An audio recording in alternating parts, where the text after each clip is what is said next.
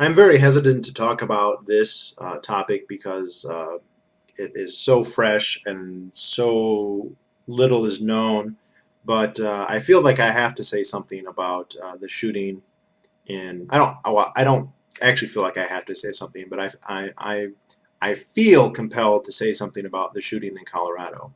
I don't think I have anything to add here that has never been said or that most of my subscribers probably don't already feel or think. Um, but uh, I feel like it's necessary to speak out because this event is sure to be used, or at least attempted to be used, to further policies. And it's really important to analyze whether those policies are justifiable given the circumstances, whether they even make sense. And this is true to a certain extent from both sides. For instance, a lot of gun rights people, the NRA, the GOA, um, are going to say that, look, this is just proof that we need concealed carry, and that if there had been and the thing that they're going to say, that they are saying is, if someone had been there with a gun, this could have been averted or at least not been as bad, interceded at some point. And that is theoretically true. It is possible that somebody, an armed civilian who was there, might have been able to stop it. But that is theoretically true, but we don't know. There's just no way to know what the circumstances were really like, how any individual person would have reacted. You could have had the most skilled, competent person there and have them, because of the circumstances, fail to do anything. You could have them plausibly make the situation worse. That's not likely, but it is possible. And on the other hand, you could have somebody who is relatively novice and not particularly skilled still manage to do it. And there's just no way to know. And so to say that that would have happened is um, it's speculation. We don't know if that would have happened. On the other hand, the claims of the gun control people are demonstrably false. If you look, all the things that I've read about what policies they advocate at this, which most of them have said we need to do something. Not many have been explicit as to what, but there were a few places. I read in a Salon uh, article, the writer lamented the fact that after Columbine there weren't any laws passed, and he talked about the ones that were suggested but weren't passed, and they included child locks on guns. Um, it's absolutely absurd to assume that would have prevented, stalled, made less likely this event. The sunsetting of the so-called assault weapons ban. Now, of the 4 guns he was alleged to have, one was a semi-automatic rifle, uh, which most people in vernacular refer to as an assault rifle. However, it's my understanding that it was an AR-15, and AR-15s were definitely not included in the assault weapons ban. The assault weapons ban did not ban all semi-automatic military-style rifles. It had a list of characteristics, a rather arbitrary list, I might add, and any rifle that had 2 of those were considered banned. And so it had lists of things like a bayonet mount, um, a barrel shroud, or a pistol grip. And so you could have a pistol grip, and if you didn't have any of the other things, that would be fine. But if you had a pistol grip and a bayonet mount or a barrel shroud, then that would be banned. So functionally wise, this would have made absolutely no difference. I guess the other thing is that they banned full capacity magazines. Unfortunately, magazines aren't the hardest thing to duplicate. There were pre-ban magazines and available in the millions, literally, and it is uh, very easy to reload a gun very quickly. If you have a 30-round magazine versus 3 10-round magazines, um, it's not that hard It's a lot easier to learn how to change those magazines out quickly than it is to become a really amazing sniper. I mean, it's not difficult. It takes a few seconds, or less than a few seconds, like 1 or 2. So it is very unlikely that the assault weapons ban would have had any effect on this. The other thing is the assault weapons ban sunsetted 8 years ago now, I believe, in 2004. Maybe I'm wrong. It might have been 2006. So either 8 or 6 years ago. There has not been an increase in crime of any type since it. In fact, crime has basically kind of gone down or sort of stayed the same. It hasn't really changed very much. And for crime generally, and for the types of weapons that were banned and now are not banned. So that would not have had any effect. Another issue that I heard some people talk about was registry, micro-stamping, and tracing the guns. The ATF has said that they're, quote, tracing the guns, and apparently they have. They've identified where supposedly they were bought. Hypothetically, that is something that could help solve a crime where a criminal committed a crime, was trying to be secretive about it, fled the scene without anyone knowing who it was, but then managed to leave behind his weapon, which I guess happens sometimes, but it's actually very, very rare. And it's very, very rare. In fact, to my knowledge, it's never actually happened that crimes have been solved because of registry. Canada has a long gun registry. They are obligated, the police, to check every time they get a call, even to see if a house has a gun. And the thing is that when guns are used in crimes and the criminal doesn't want to be found, the gun is stolen or obtained illegally in some way, and the registration doesn't help. And there's not a single crime that has been solved by the registry. When people in Canada talk about the benefits of the registry, they talk about how many times police check the registry. Well, they're obligated, they're required to check it every time. That doesn't mean that it's actually producing results. In a case like this, the perpetrator is not unknown. Knowing where he got the gun is completely irrelevant. We know who did it, apparently. I mean, we'll have to have a trial and see and everything, but there is an alleged suspect. He's caught red-handed, more or less, as far as the reports are now. And tracing the gun to some owner prior to that will not have stopped the crime at all. The other thing is he passed background checks for these. So a lot of people say we need to close the, quote, gun show loophole. We need to prevent guns from being sold without there being paperwork. There was paperwork for this gun. He's bought it apparently at Gander Mountain. He bought the guns at Gander Mountain and Bass Pro Shop. And passed the background check, and he was legal. I mean, the thing is, we don't have pre-crime. We don't have a way to know who's going to commit a crime, and so there's no amount of vetting that would have flagged this guy. And it's interesting because the gun control crowd, basically, they want restrictions on the civilian ownership of guns. They don't want restrictions on the government owning guns, even though governments are much more deadly in their bloodlust than normal civilians are, including the U.S. government, although it likes to do that overseas rather than domestically, but that's another story. But they have a program, and their program is an incrementalist one. So the Brady campaign never comes out and says, and the Brady campaign is, of course, the largest gun control organization, never comes out and says, let's ban all guns. What they do is they say, okay, let's get the bigger calibers, let's do restrictions on carry, background checks, things that are marginal, not direct assaults, and then when they get those, then they advocate for more. And there have been a couple times where they've been explicit that that's what they aim to do. And that's what makes sense, because none of those provisions would have any effect whatsoever on this guy. The only thing that would have stopped this guy from getting the guns the way that he did, not stopped him completely, but getting them the way that he did, would be to just say it's illegal to buy guns. That's the only thing. And they never advocate that explicitly. I think that's the goal of a lot of them, although not necessarily all of them. And so they advocate marginal things which really have no effect. There's no evidence that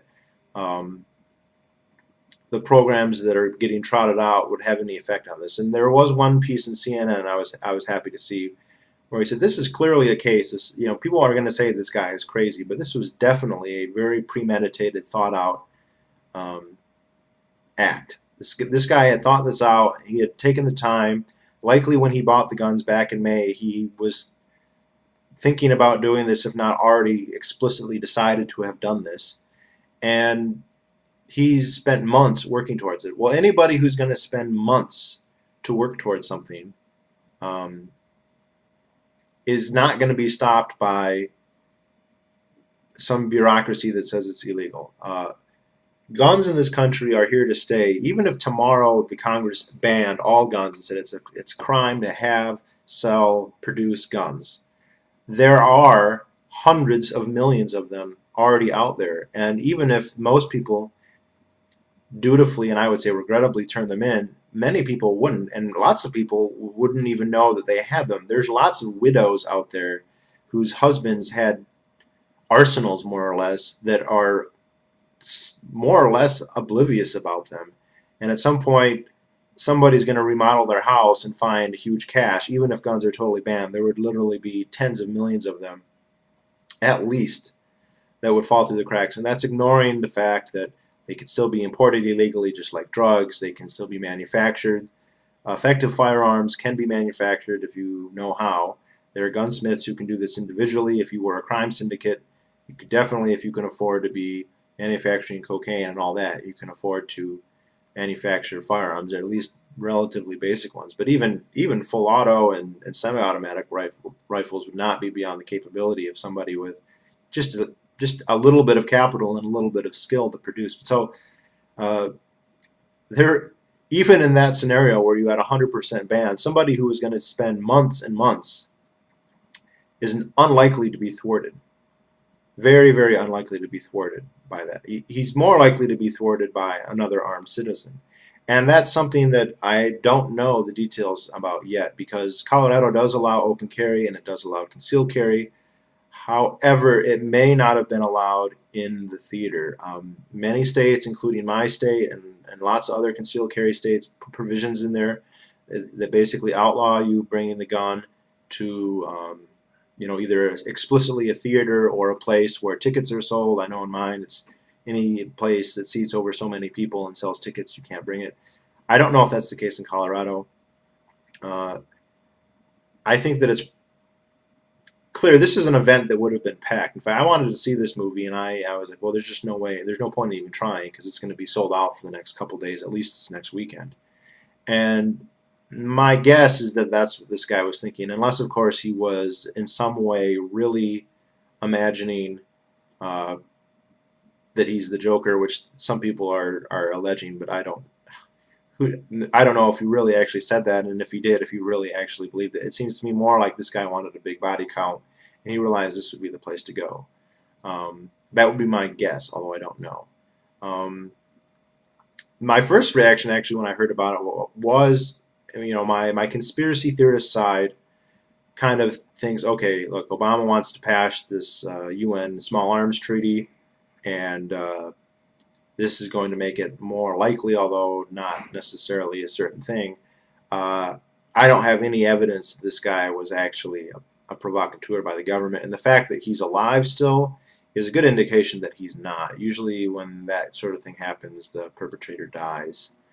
So I don't think that that's likely in this case, although I guess it is possible. Now, remember, people need to remember to keep this into context. 12 people were killed, apparently many more are injured. Millions and millions of people went to see The Dark Knight last night. I don't know how many, probably 2 or 3 million.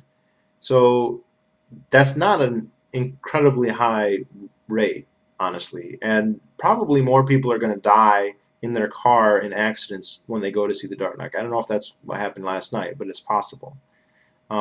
Piers Morgan, who basically was apoplectic about this, said this is spiraling out of control. Well, really, no. The number of mass shootings in the United States has been about the same since the 70s. It doesn't go up, it doesn't go down.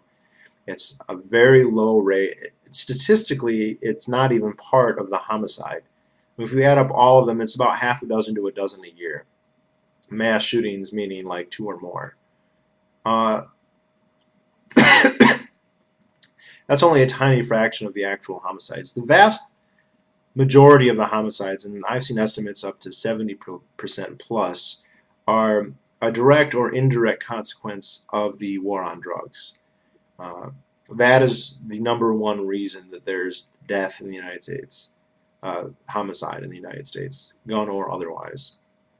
And none of the gun control measures that people are prescribing address that. And this is one thing that it's always kind of I found interesting about the gun control lobby. If they were really interested in reducing the homicide rate, then the most effective way that you could possibly do that would be to end the war on drugs. There's just no question about it. Even if you don't like guns, even if you think that the availability of guns makes crime easier or whatever, there's no evidence that banning them or banning this or that type lowers the crime rate. There just isn't any. There's no empirical evidence to that fact. Theoretically, it doesn't really make that much sense because law-abiding citizens are affected disproportionate relative to criminals, and so there isn't going to be the criminals will be affected less. That's not to say they will be unaffected, but they'll be affected less than law-abiding people, and the incentives are different. There is less likelihood that something bad will happen to them if there's a reasonable expectation that their prey are unarmed. They've done studies on what deters crime, and it's not harsh punishment. It's not like the death penalty. It's how likely is it that you will be punished at all. So you can have a very severe death penalty for certain crimes, but if the likelihood that you actually get prosecuted and convicted is pretty low, then it's not really a disincentive. On the other hand, if it's very likely, or at least statistically possible that you could be killed or at least wounded by one of your potential victims, that's actually a bigger disincentive. And surveys of felons and prison inmates reveal this, and there's an awful lot of anecdotal evidence that talks about this. One thing that, and this, a lot of people believe this is media bias, although I think it's more a natural part of their incentives. They have the saying, if it leads, it bleeds. Guns prevent an enormous number of violent crimes, whether they be assaults, rapes, or murders. It's hard to tell because the guns prevent the crimes. But people use guns in self-defense almost always without actually firing a shot. Usually what they do is they brandish a weapon and the would-be assailant flees the scene, and that's the end of the incident. There's no police report. There's no anything. It is actually difficult to calculate how often that happens, but numerous surveys by criminologists and all sorts of research centers have looked at it, and the numbers, it varies by the estimates, but even the minimum ones are in the hundreds of thousands per year. It's more likely in the low millions, anywhere from 1 to 2.5 million per year, which is a number that absolutely dwarfs the homicide rate, the attempted homicides, guns or otherwise. And that's something, if you're going to do a cost-benefit analysis, you have to consider, and very few people do. Certainly gun control people don't.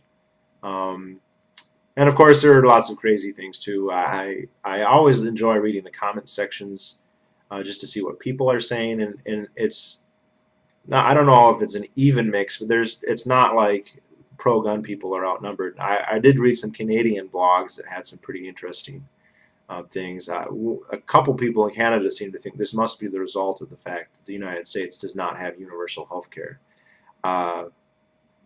Even though Canada has mass shootings also, they just had one like a year or two ago in Toronto.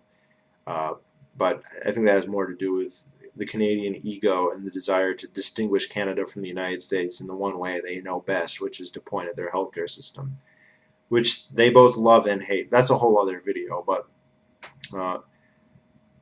the research by the polling industry is that this is unlikely to have much of an effect.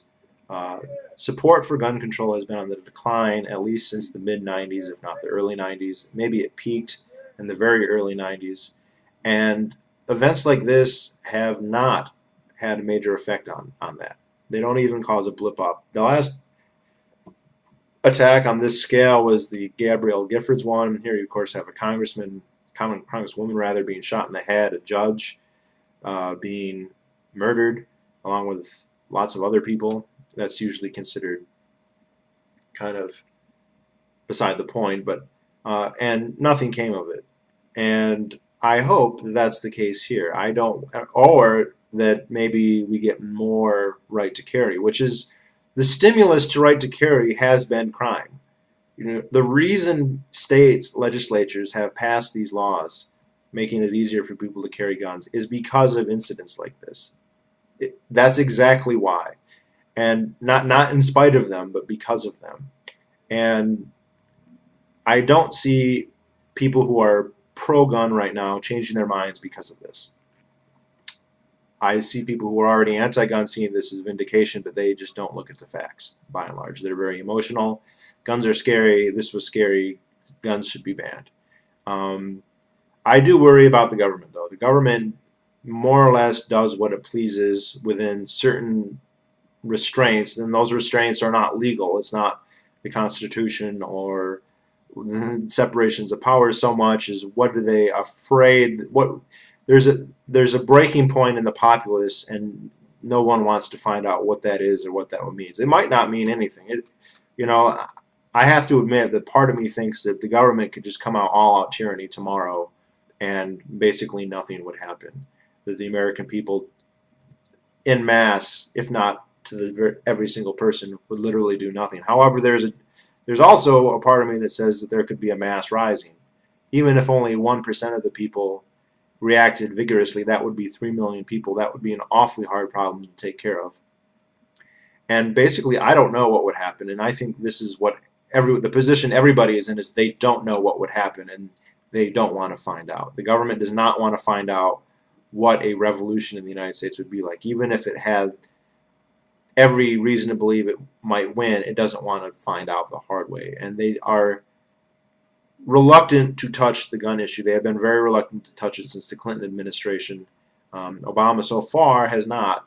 But look at this administration and the previous one, to be perfectly honest, have not been eagerly warm to the idea Americans possess guns. People will say, well, Obama hasn't passed anything. That's true, but the regulatory fiat of the agencies under his command have done an awful lot, and they have done it without any kind of legislative approval, that's a whole broader issue of how you have regulatory agencies that have more or less carte blanche to do almost anything. And unless somebody goes to the incredible expense and takes the great risk of actually challenging something they do in a court of law, they keep right on doing it forever, basically. And so we've seen them summarily ban imports of certain types of weapons, shotguns, rifles, even toys.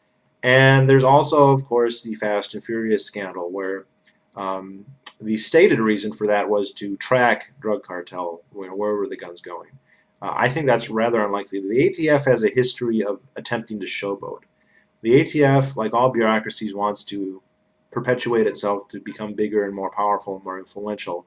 And the way they see to do that is with theatrical big news events involving their area of expertise, which is laughable in some cases, but which would be firearms. They like big raids. They like to have, oh, the ATF interceded and found a big cache of weapons. This happened big time at Waco, where that's basically the admitted reason that they were literally calling the news media before saying, hey, show up there with your camera crews to see the show, which is why there's video of the initial assault, by the way. It wasn't an ATF camera. That was the news media that the ATF said, come out and watch. Now, why would they say that other than for publicity? It's my view that that was the intention of the ATF with the Fast and Furious scandal. Among the administration, Eric Holder and Barack Obama both have said statements to the effect that they would, and Rahm Emanuel, to name somebody else who's no longer in the administration but was the chief of staff for quite a while. They believe in using the Hegelian dialectic, the thesis, antithesis, synthesis, to get what they want, which is, of course, typical of politicians. And in that context, blaming loose gun laws in the United States on violence in Mexico makes sense. Now, obviously, again, the violence in Mexico and even the Mexican government and even the Mexican drug cartels have been explicit about this, could be greatly reduced, if not eliminated, if we simply got rid of the drug war in the United States.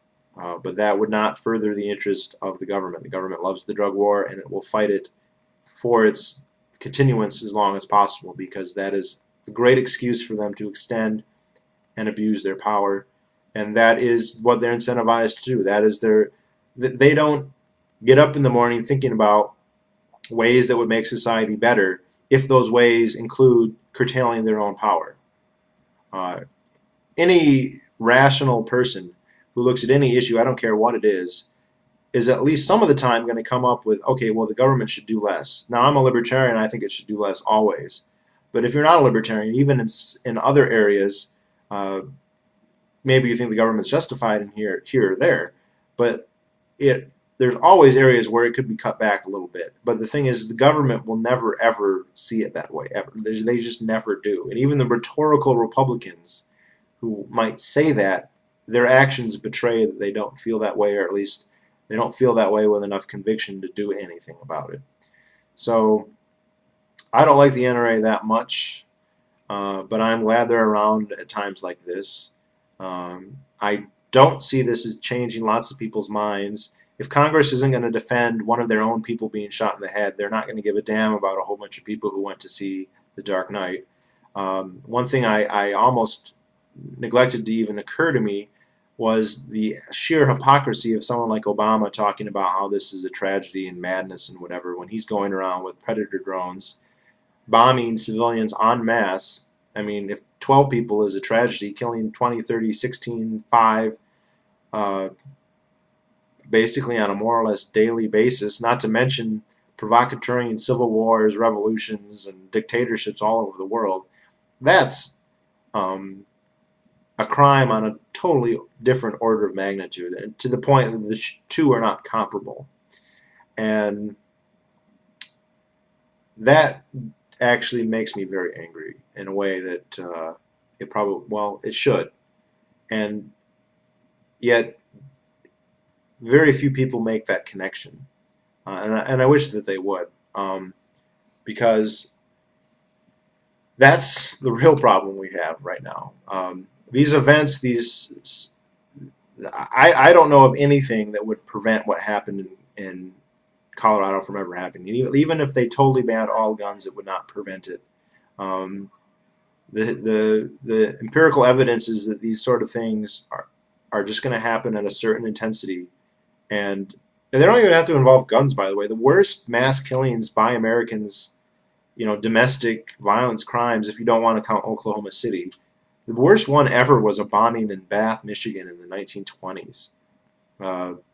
No guns were involved. Some school board member got pissed for some reason. He made a bomb and he blew up the school and he killed like 68 people. So it was twice as bad as Virginia Tech. And there's nothing that you can do against a determined, typically suicidal person. And that's what is a bit unusual in this case, is that the guy was alive. I know in the Jared Loughner case, he was basically tackled and subdued, so he didn't have the chance to kill himself. This guy, from what I can tell, looks like he finished his business and then he just went in the back, and he apparently had time to put his guns away into his car, because the report I read said that they found his guns in his car, which means the police didn't put them there, or at least the police who thought that they found them first got there after other police had put them there. I don't know, that could be an interesting story, but and then just waited to be arrested and invoked the right of attorney. So, I mean, this guy is not crazy. I mean, he's a psychopath, but he's not crazy. I think people sell themselves short and just say, well, he's a nut. No, this guy is a psychopath, but he's not crazy. He knew exactly what he was doing. This has all the hallmarks of a premeditated act. And it would have been nice if somebody could have stopped him. Somebody could have, hypothetically, but there's no guarantee that they necessarily would have or been able to. But there is no evidence that the gun control laws that are going to undoubtedly be trotted out, as they are every time, have any connection whatsoever to preventing this or reducing this or any other crimes for that matter. And the grandstanding and the emotionalism that's going to happen a little bit on both sides. I mean, I obviously come down on one side of the issue, but I guess it happens on both sides, is pretty disgusting, and it does worry me. And it does worry me how the government's going to react. I hope that uh, it realizes that this is not giving it carte blanche, but who knows? They are both foolish and hubristic, so nothing is off the table. But all right, I think that's pretty much it. I'll be interested to see what comes out, what more details come of this in the next few days, months, years, whatever. And I will definitely be going to see The Dark Knight if I ever get the chance. So, toodaloo.